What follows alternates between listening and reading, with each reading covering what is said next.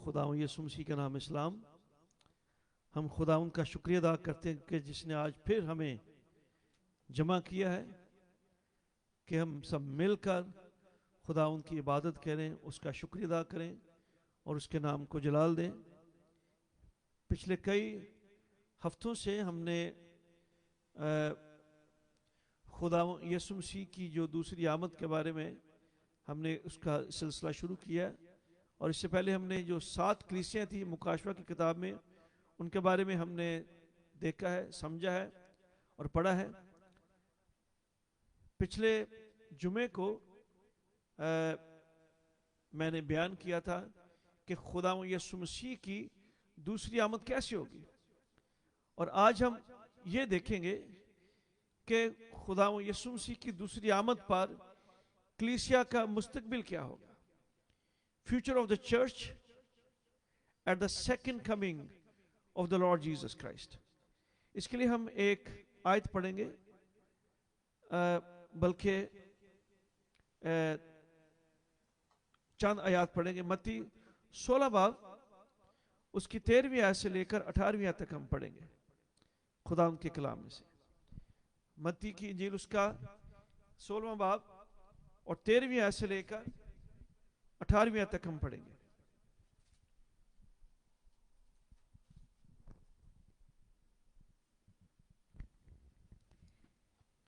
Thank you Lord, hallelujah. जब यीशु कैसरिया फिलिप्पी के इलाके में आया तो उसने अपने शागिर्दों से ये पूछा कि लोग इब्ने आदम को क्या कहते हैं। उन्होंने कहा, बाज यूहन्ना बपतिस्मा देने वाला कहते हैं, बाज एलिया, बाज यर्मिया या नबियों में से कोई। उसने उनसे कहा, मगर तुम मुझे क्या कहते हो।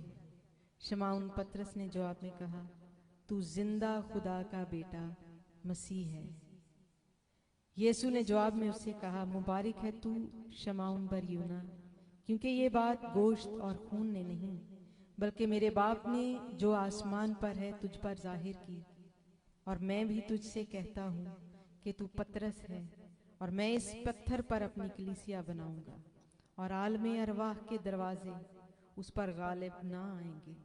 मैं आसमान की बादशाही की कुंजियां तुझे दूंगा, और जो कुछ तू जमीन पर बांधेगा वो आसमान पर बंधेगा, और जो कुछ तू जमीन पर खोलेगा वो आसमान पर खुलेगा।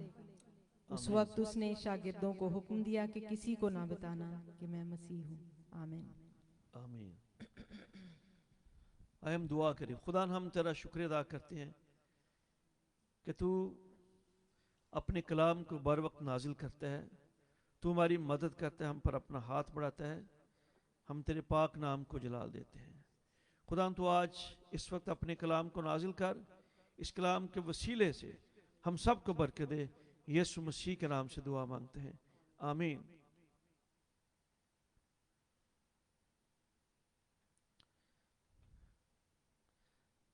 मरकजी आयत जो है वो ये है कि और मैं भी तुझसे कहता हूं कि तू पतरस है, और मैं इस पत्थर पर अपनी कलीसिया बनाऊंगा, और आलमे अरवाह के दरवाजे उस पर गालिब ना आएंगे। And I say also unto you that you are Peter, and upon this rock I will build my church, and the gates of hell shall not prevail against it. मत्ती की इंजील में 28 अबवाब है और 1071 इसमें कुल आयतें हैं। 40 से 45वीं ईस्वी में मत्ती रसूल ने इस किताब को लिखा, इस इंजील को लिखा। और जैसे मैंने पहले भी बताया कि चारों अनाजील को मुख्तलिफ एंगल्स में लिखा गया, मुख्तलिफ जावियों से लिखा गया, और मत्ती की इंजील में खुदा यीशु मसीह को बतौर बादशाह, निजात दहिंदा के तौर पर उसको बयान किया गया है। और मरकस की इंजील में खुदा यीशु मसीह को बतौर खादिम बयान किया गया है। लूका की इंजील में खुदा यीशु मसीह को बतौर इब्ने आदम बयान किया गया है, और यूहन्ना की इंजील में खुदा यीशु मसीह को बतौर खुदा बयान किया गया है। अब वो बादशाहों का बादशाह भी है, خداوندوں کا خدا بھی ہے، نجات دہندہ بھی ہے. اس نے انسانیت کی خدمت کی. اس نے کوئی جنگ نہیں لڑی. لوگ جنگیں لڑ کے وارز کے ساتھ آگے بڑھتے ہیں، اپنے دین کو، ادیان کو پھیلاتے ہیں، لیکن خداوند یسوع مسیح نے بطور خادم محبت سے اس نے کام کر کے، لوگوں کی مدد کر کے، اور سب سے بڑی جو مدد کی ہے کہ اس نے ساری انسانیت کے لیے اس نے اپنی جان دی، اپنا خون بہایا، اور تمام انسانوں کے لیے اس نے نجات کا دروازہ کھولا. متی کے نام کا مطلب ہے گفٹ آف یہوہ، یہوہ کا تحفہ. اس کو لاوی بھی کہتے ہیں، اور کفرنہوم سے اس کا تعلق تھا. یہ محصول لینے والا شخص تھا، یہ پڑھا لکھا شخص تھا، اور کفرنہوم میں یہ ڈیوٹی کرتا تھا. اور وہیں سے خداوند یسوع مسیح نے اس کو کہا کہ میرے پیچھے ہو لی. اور یہ متی سب کچھ چھوڑ کر، یہ لاوی سب کچھ چھوڑ کر یسوع مسیح کے پیچھے ہو لیا. اور خداوند یسوع مسیح کے آسمان پر اٹھائے جانے کے 12 سال بعد متی رسول ایتھوپیا چلا گیا. وہیں اس نے کلیسیاں قائم کی، اور وہیں اس نے وفات پائی. اب کیسریا فلپی کا ذکر یہاں پر ہوا ہے. یہ شہر سمندر سے یعنی کفرنہوم سے یہ تقریباً 25 میل کے فاصلے پر تھا. اور اس شہر کو ہیرودس اعظم نے بنایا. اور یہ شہر پین دیوتا کے نام سے منسوب تھا. پین دیوتا جو تھا یہ ریوڑ کا دیوتا تھا. He was called the god of the flock. اور پھر یہ برکتوں اور دنیا کی جو چیزیں ان کا دیوتا مانا جاتا تھا. اور ہیرودس نے یہاں ایک مندر بنوایا، اور اس مندر کو فلپس اتوریا کے نام سے اس نے منسوب کیا. جب یسوع مسیح کیسریا فلپی کے علاقے میں، تو خداوند یسوع مسیح نے اپنے شاگردوں سے 2 سوال پوچھے. اس نے پہلا سوال پوچھا کہ لوگ ابن آدم کو یعنی مجھے کیا کہتے ہیں؟ اور شاگردوں نے جواب دیا. بعض کہتے ہیں کہ تو یوحنا بپتسمہ دینے والا ہے، بعض کہتے ہیں کہ تو ایلیا ہے، بعض کہتے ہیں کہ تو یرمیا نبی ہے، بعض کہتے ہیں یا تو نبیوں میں سے کوئی ایک ہے. اب یوحنا بپتسمہ دینے والا یہ ایلیا کیوں کہتے تھے خداوند یسوع مسیح کو؟ اس لیے کہ خداوند یسوع مسیح کی منادی میں، اس کے کاموں میں، اس کی بات چیت میں اختیار تھا. اور یرمیا اس لیے کہتے تھے کہ خداوند یسوع مسیح کا دل بڑا سافٹ تھا.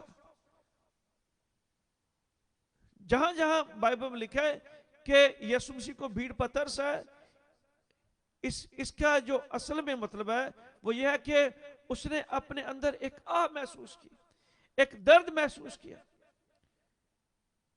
پھر خداوند یسوع مسیح نے دوسرا سوال کیا کہ تم مجھے کیا کہتے ہو؟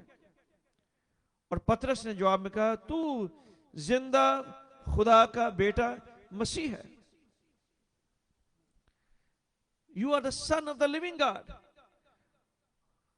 اور 17 آیت میں خداوند یسوع مسیح نے جواب میں اس سے کہا مبارک ہے تو شمعون بر یونا، کیونکہ یہ بات گوشت اور خون نے نہیں بلکہ میرے باپ نے جو آسمان پر ہے تجھ پر ظاہر کی ہے.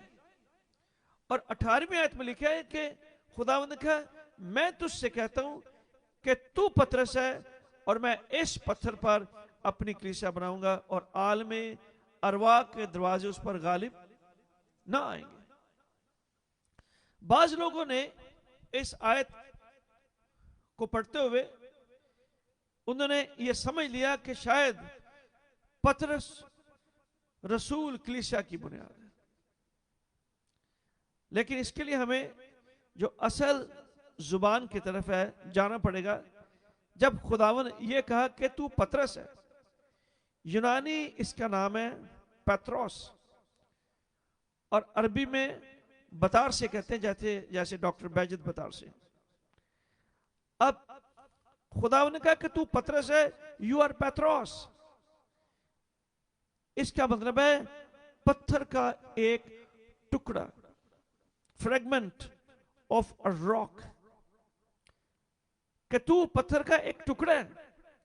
اور جب خداوند نے کہا کہ اور میں इस पत्थर पर, इस पत्थर के लिए जो यूनानी लफ्ज है वो है पैथरा। इसका मतलब है इमूवेबल रॉक, ना हिलने वाली चट्टान। खुदावन ने कहा तू पतरस है, यानी तू पत्थर का एक टुकड़ा है। और फिर उसने अपनी तरफ इशारा किया और मैं इस पत्थर पर, यानी जो इमूवेबल रॉक है, जो चट्टान हिल नहीं सकती, जिसको ना हिलने वाली चट्टान कहा गया है, जमानों की चट्टान कहा गया है, द रॉक ऑफ एजेस, खुदावन ने अपनी तरफ इशारा किया कि मैं इस पर अपनी कलीसिया बनाऊंगा। अब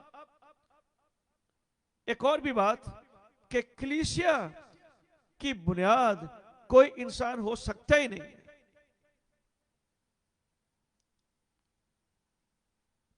और फिर अगर आप इसका अगला हिस्सा पढ़े, जो आयत आपने पढ़ी है 23 और 24 आयत में, खुदा के कलाम में लिखा है कि जब खुदा व यीशु मसीह ने अपनी मसलूबियत का, अपने दुखों का जिक्र किया, तो लिखा है कि इस पर पतरस उसको अलग ले जाकर मुलामत करने लगा कि ऐ खुदावन खुदा ना करे कि ये तुझ पर हरगिज नहीं आएगा। और फिर खुदावन ने कहा पतरस से, उसने फिर कर पतरस से कहा, ऐ शैतान मेरे सामने से दूर हो, क्योंकि तू मेरे लिए ठोकर का बायस है, क्योंकि तू खुदा की बातों का नहीं बल्कि आदमियों की बातों का ख्याल करता है। कलीसिया की बुनियाद कोई इंसान हो सकता ही नहीं है।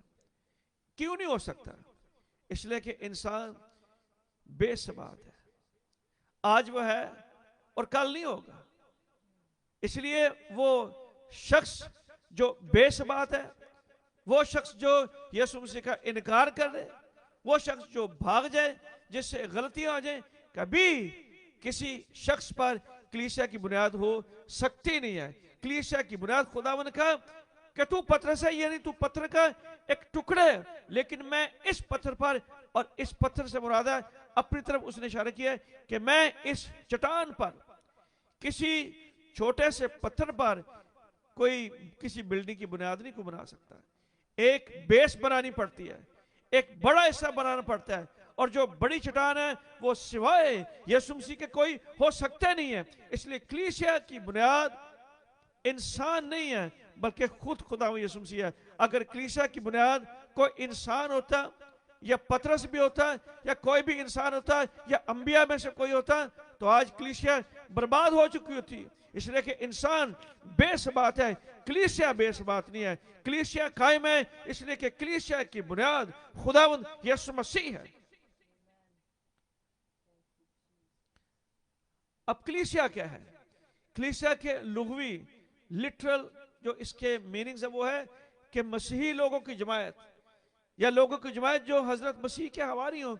ये उर्दू लुगत में लिखा है, और बाइबल मुकद्दस के मुताबिक एक्लीसिया लफ्ज है यूनानी में। इसका मतलब है कि चुने हुए लोग, अलग किए हुए लोग, बुलाए हुए लोग, ईमानदारों की जमायत, मसीह के खून से खरीदे हुए लोगों की जमायत, ऐसे लोग जिनके नाम बरा की किताब में लिखे हुए हैं। और मत्ती 16वें बाब की 18वीं आयत में लफ्ज कलीसिया पहली बार इस्तेमाल हुआ है। अब लिखे आलम अरवा के दरवाजे उस पर गालिब नहीं आएंगे। आलम अरवा से क्या मुराद है? हेट्स।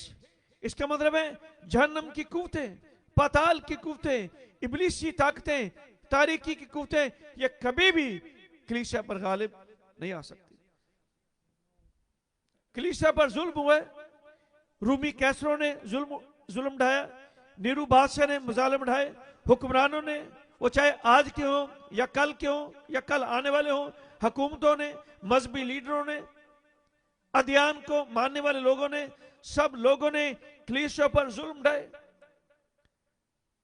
इब्तिदाई कलीसिया पर जुल्म हुआ। रसूलों के अमाल 8वें बाब में लिखा है।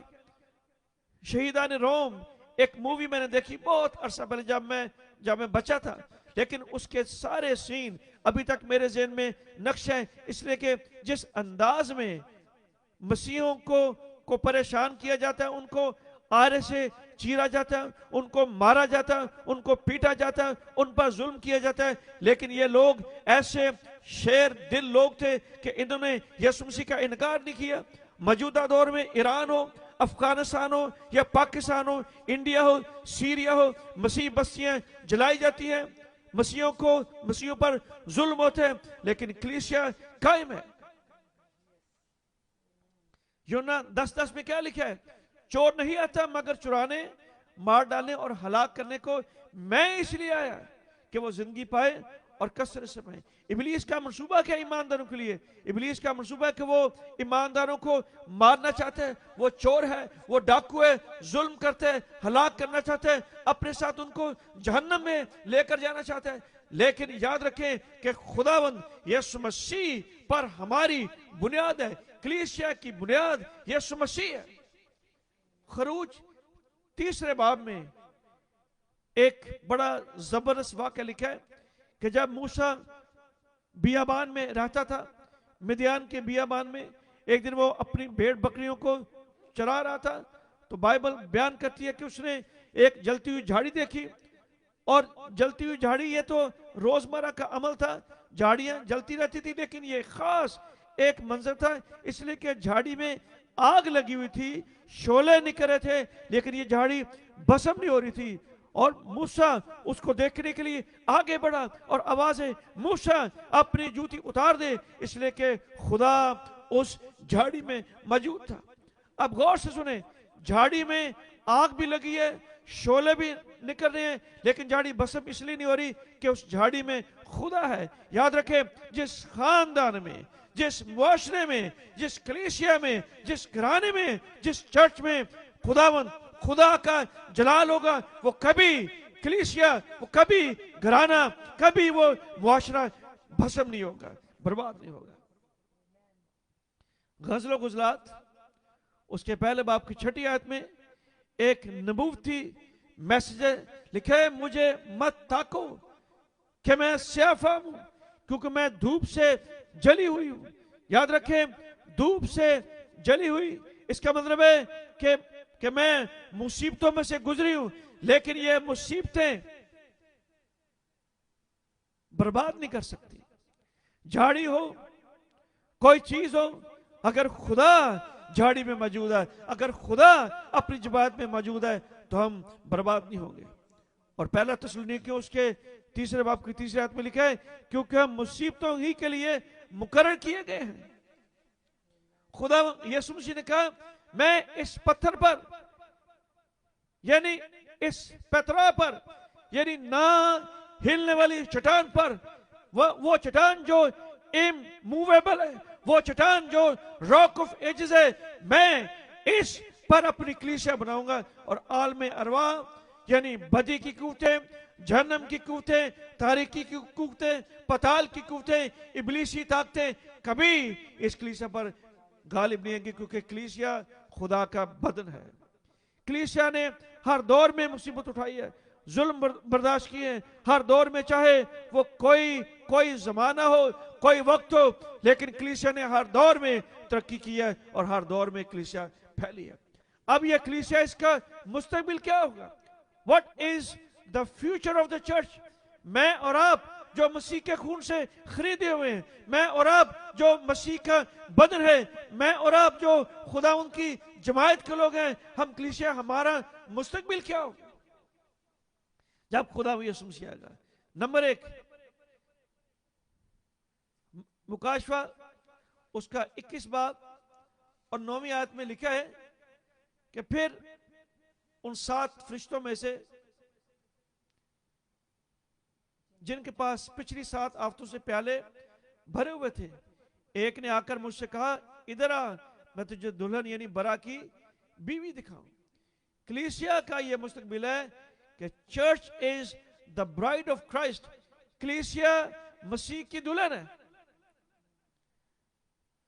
جیسے دلہا اپنی دلہن سے محبت رکھتا ہے، جیسے دلہا اپنی دلہن کو لوگوں سے متعارف کراتا ہے کہ یہ میری برائڈ ہے، یہ میری بیوی ہے، یہ میری دلہن ہے، خدا یسوع مسیح نے ویسے ہی اپنی کلیسیا کو ساری دنیا میں متعارف کرایا۔ جتنے بر اعظم ہیں، سارے بر اعظموں میں یہ کلیسیا پھیلتی جا رہی ہے، اور خدا اس آخری زمانے میں اپنی کلیسیا کو، اپنی دلہن کو سب دنیا کے سارے لوگوں تک، ساری جو امتیں ہیں، سارے جو قبیلے ہیں، ان تک خداوند اپنی کلیسا کو ان کے ساتھ متعارف کرا رہا ہے۔ اور خداوند لکھا جیسے کہ خداوند ہم سے محبت، جیسے دلہا اپنی دلہن سے محبت کرتا ہے ویسے ہی خداوند اپنی دلہن سے محبت کرتا ہے۔ اور پھر جیسے دلہا اپنی دلہن کو اپنی ساری پراپرٹی میں، ساری جائیداد میں شریک کرتا ہے، ساری برکتوں میں شریک کرتا ہے، اسی طرح خداوند یسوع مسیح نے مجھے اور آپ کو بھی ساری برکتوں میں شریک کیا ہے۔ آسمان کی برکتیں ہوں، زمین کی برکتیں ہوں، تمام برکتوں میں خداوند یسوع مسیح نے ہمیں شریک کیا ہے۔ اور یہ سب سے بڑی بات ہے کہ میں اور آپ، میرا اور آپ کا تعلق یسوع مسیح سے ہے، میرا اور آپ کا تعلق آسمان سے ہے، جہاں پر خدا کا جلال ہے، جہاں پر خدا کی حضوری ہے۔ اور پھر جیسے دلہا اپنی دلہن کی حفاظت کرتا ہے، ویسے ہی خداوند یسوع مسیح بھی ہماری حفاظت کرتا ہے۔ وہ کیسے حفاظت کرتا ہے؟ اپنے لہو سے۔ ہاللیلویہ۔ اس کے لہو میں قوت ہے، اس کے لہو میں طاقت ہے، اس کے لہو میں قدرت ہے، اس کے لہو میں زور ہے۔ وہ ہماری شفا ہے، ہماری مخلصی ہے، ہماری حفاظت ہے، ہماری پروٹیکشن ہے، ہماری پناہ ہے۔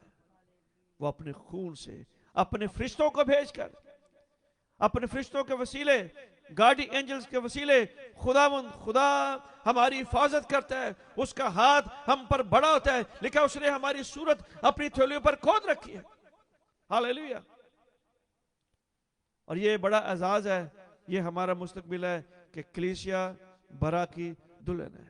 اور دوسری بات کہ کلیسیا کے مستقبل کیا ہوگا؟ We shall be like God۔ ہم خدا کی مانند ہوں گے۔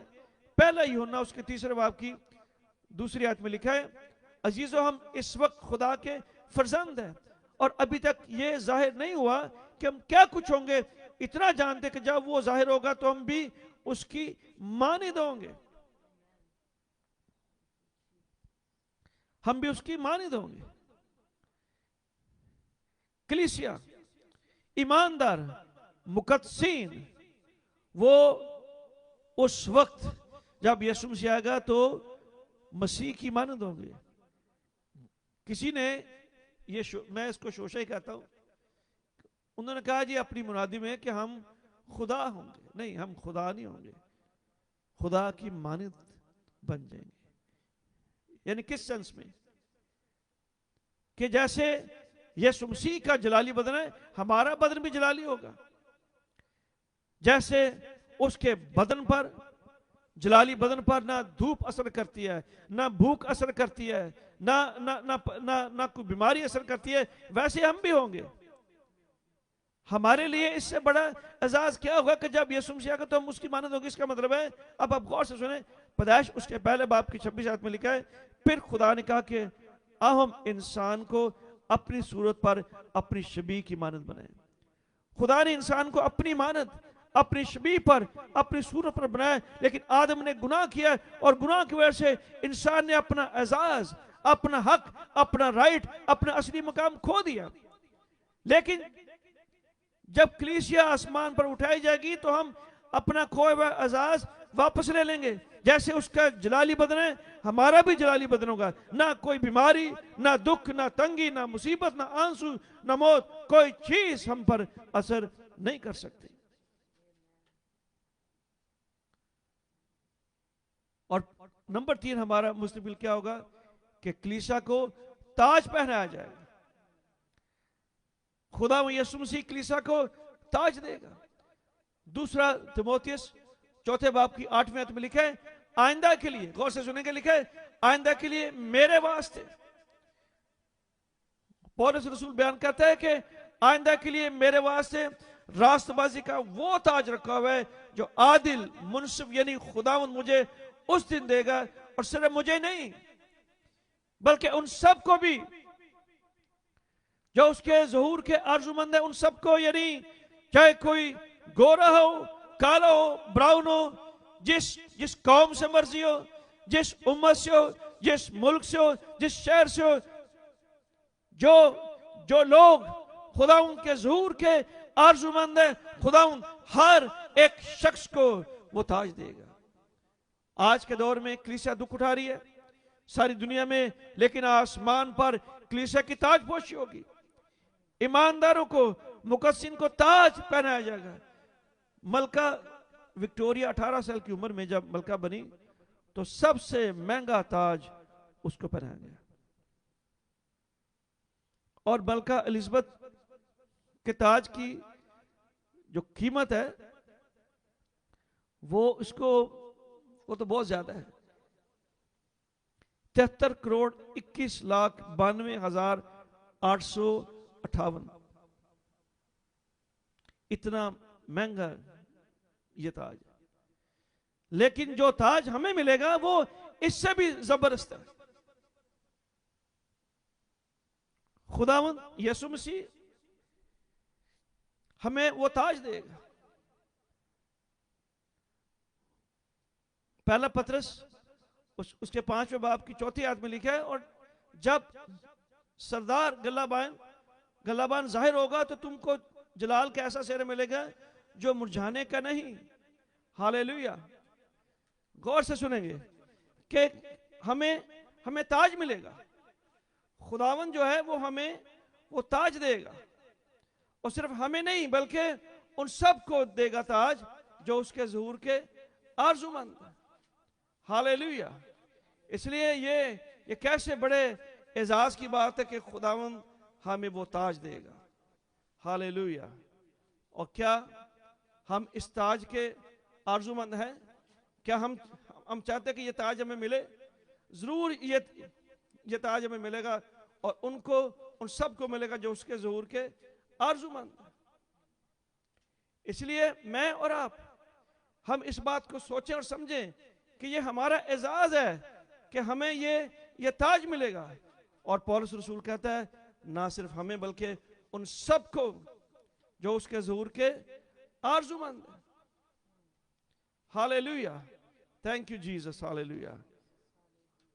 اور ایک اور اعزاز خدا ان کے کلام میں ہے، نمبر 4 کہ ہم یسوع مسیح کے ساتھ عزت کے ساتھ آسمان کی بادشاہی میں داخل ہوں گے. متی 25 باب اس کی 10ویں آیت میں لکھا ہے، اور جب وہ مول لینے جا رہی تھی تو دلہا آ پہنچا، اور جو تیار تھی وہ اس کے ساتھ شادی کے جشن میں اندر چلی گئی، اور دروازہ بند ہو گیا.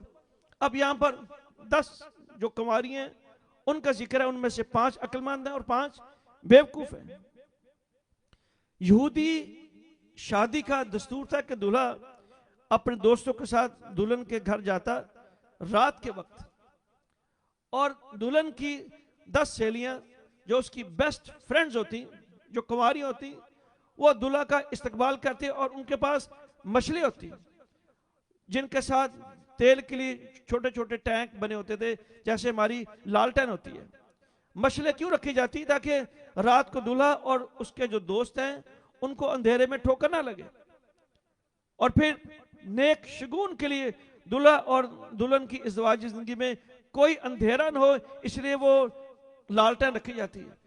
اور پھر مشلوں میں تیل نہ ہونا اس بات کی علامت تھی کہ انہیں دلہا اور دلہن کی شادی اور ان کی ازدواجی زندگی سے کوئی دلچسپی نہیں تھی.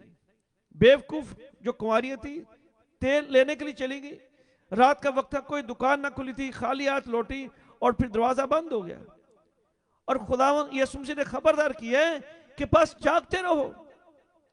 متی 25 باب اس کی 13ویں آیت میں لکھا ہے، پس جاگتے رہو کہ تم اس دن کو جانتے نہ ہو نہ اس گھڑی کو. عقل مند جو کنواریاں تھی وہ پوری طرح سے تیار تھی. ان کے پاس تیل بھی تھا، جوش اور جذبہ بھی تھا، بڑی شدت سے، بڑے جوش سے، ولولے سے، پورے دل سے دلہا کا انتظار کری تھی. لیکن بیوقوف لاپرواہ تھی. دلہا اور دلہن کی عزت کا ان کو کوئی خیال نہیں تھا. ان کے لیے اعزاز تھا کہ دلہن نے انہیں مشروں کے ساتھ استقبال کرنے کے لیے مقرر کیا، لیکن انہوں نے اس اعزاز کی بھی پرواہ نہ کی. کئی لوگ آج بھی لاپرواہی برتتے ہیں. ایسے لوگ منہ سے تو اقرار کرتے لیکن ان کا دل خداوند سے دور ہے، اور یوں وہ اپنی منزل کھو دیتے ہیں، اپنا اعزاز کھو دیتے ہیں. لیکن 5 عقل مند جو کنواری تھے ان کی مانند بنے، جو پورے اعزاز کے ساتھ، بڑی عزت کے ساتھ آسمان کی بادشاہی میں داخل ہوگی۔ اور پانچویں بات، جو پانچواں اعزاز ہے کلیسیا کے لیے، جو کلیسیا کے مستقبل ہے، نمبر 5، کہ کلیسیا مسیح کے ساتھ ابدالآباد بادشاہی کرے گی۔ The church will reign with Christ forever and ever۔ دوسرا تموتھیوس اس کے دوسرے باب کی 12ویں آیت میں لکھا ہے، اگر ہم دکھ سہیں گے تو اس کے ساتھ ابدالآباد بادشاہی کریں گے۔ آج ہم دکھ سہیں گے، آج ہم مصیبتوں میں سے گزریں گے، ہم پرسیکیوشن میں سے گزریں گے، لیکن پھر اس کے بعد ہمارا مستقبل یہ ہے کہ میں اور آپ کلیسیا ہم عبدالآباد خدا کے ساتھ بادشاہی کریں گے۔ ہاللیلویہ۔ اس کا کیا مطلب ہے؟ کہ یہ ہمارا اعزاز ہے، ہم عام لوگ نہیں ہوں گے، ہم بادشاہوں کی طرح، اس لیے کہ ہم بادشاہوں کے بادشاہ کے ساتھ ہوں گے۔ ہاللیلویہ لکھے، پھر ہم اس کے ساتھ عبدالآباد بادشاہ بھی کریں گے۔ دنیا میں عزت نہیں ملتی، کئی بار مصیبتیں ہیں، تنگی ہیں، پریشانی ہے، بڑی ٹینشن ہے، خراب حالات ہے، جنگیں ہیں، لڑائیاں، بنچال، آفتیں، سیلاب ہے، لیکن آخر کار ان سب مصیبتوں سے گزر کر، جو پرسیکیوشن ہے ان میں سے گزر کر، میں اور آپ ہم یسوع مسیح کے ساتھ ہمیشہ کے لیے بادشاہی کریں گے اس کے ساتھ۔ ہاللیلویہ۔ اور پھر ایک بڑی زبردست آیت ہے، پہلا پطرس دوسرے باب کی 9ویں آیت میں لکھا ہے، لیکن تم ایک برگزیدہ نسل، غور سے سنیں گے، لکھا ہے لیکن تم ایک برگزیدہ نسل، شاہی کاہنوں کا فرقہ، مقدس قوم، اور ایک ایسی امت ہو جو خدا کی خاص ملکیت ہے۔ ہاللیلویہ۔ ہم خدا کی خاص ملکیت ہیں، ہم یسوع مسیح کے ساتھ عبدالآباد بادشاہی کریں گے۔ اور نمبر 6، کہ تخت پر بیٹھ کر ہم انصاف کریں گے۔ لوکا 22 باب اس کی 29 اور 30 آیت میں لکھا ہے، اور جیسے میرے باپ نے میرے لیے ایک بادشاہ مقرر کیا ہے، میں بھی تمہارے لیے مقرر کرتا ہوں، تاکہ میری بادشاہ میں میری میز پر کھاؤ پیو، بلکہ تم تختوں پر بیٹھ کر اسرائیل کے 12 قبیلوں کا انصاف کرو گے۔ یہاں بے شک ہمیں اچھی نوکریاں ملے یا نہ ملے، عدالتوں میں انصاف ہو یا نہ ہو، حکومتیں ظلم کریں، انصاف نہ دیں، لیکن یاد رکھیں کہ آسمان کی بادشاہی میں ہم بطور جج ہوں گے۔ ہاللیلویہ۔ ہم بطور جج ہوں گے، ہم انصاف کریں گے۔ اس لیے میں اس بات کو سوچتا ہوں کہ کلیسیوں میں یہ مقدمے بازی بند ہونی چاہیے، مشنوں میں یہ مقدمے بازی بند ہونی چاہیے۔ اگر ہم اپنے فیصلے خود نہیں کر سکتے، مقدمے کرتے ہیں ایک دوسرے کے اوپر، تو پھر ہم کیا انصاف کریں گے؟ ہمیں اپنا انصاف نہیں کرنا تھا تو ہم کیا انصاف کریں گے؟ یاد رکھیں کہ میں اور آپ آسمان پر ہم کیا کریں گے؟ انصاف کریں گے۔ We will be judge in heaven۔ Hallelujah۔ اور نمبر 7، آخری بات، کہ کلیسیا کا کیا مستقبل ہے، اعزاز کیا ہے؟ کہ عالم ارواح کے دروازے غالب نہیں آئیں گے۔ The gates of hell shall not prevail against the church۔ عالم ارواح کے دروازے، بدی کی قوتیں، شیطانی طاقتیں، ابلیس منصوبے بناتا ہے، وہ پورے نہیں ہوں گے۔ تاریکی کی قوتیں کبھی آپ کے خلاف کامیاب نہیں ہوں گی، پتال کی قوتیں کبھی آپ کے خلاف کامیاب نہیں ہوں گی، کلیسیا پر ہرگز غالب نہیں آئیں گی۔ یہ ہمارا مستقبل ہے۔